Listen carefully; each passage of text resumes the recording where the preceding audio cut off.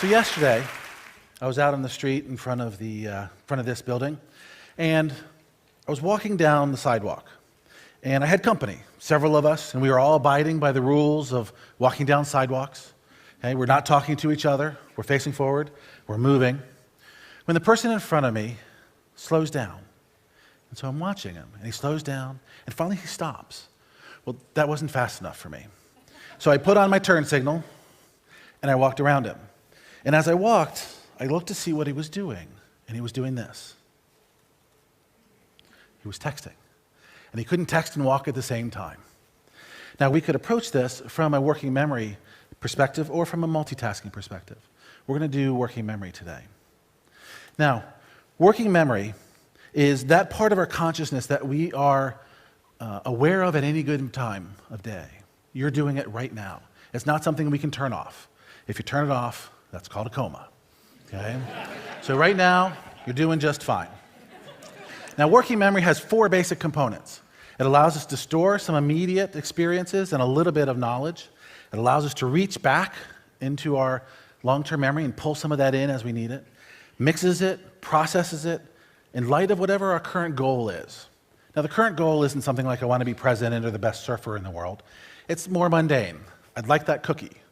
Or I need to figure out how to get into my hotel room. Okay?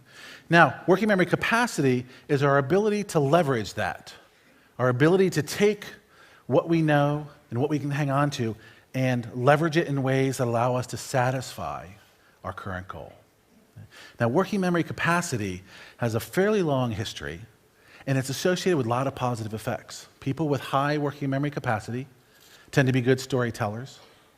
They tend to solve and do well on standardized tests, however important that is. Okay? They're able to have high levels of writing ability. They're also able to reason at high levels. So what we're going to do here is play a little bit with some of that. So I'm going to ask you to perform a couple tasks, and we're going to take your working memory out for a ride. You up for that? Yeah. Okay. I'm going to give you 5 words, and I just want you to hang on to them. Don't write them down. Just hang on to them. 5 words. While you're hanging on to them, I'm going to ask you to answer 3 questions. I want to see what happens with those words. So here's the words. Tree, highway, mirror, Saturn, and electrode. So far, so good? Okay. What I want you to do is I want you to tell me what the answer is to 23 times 8. Just shout it out.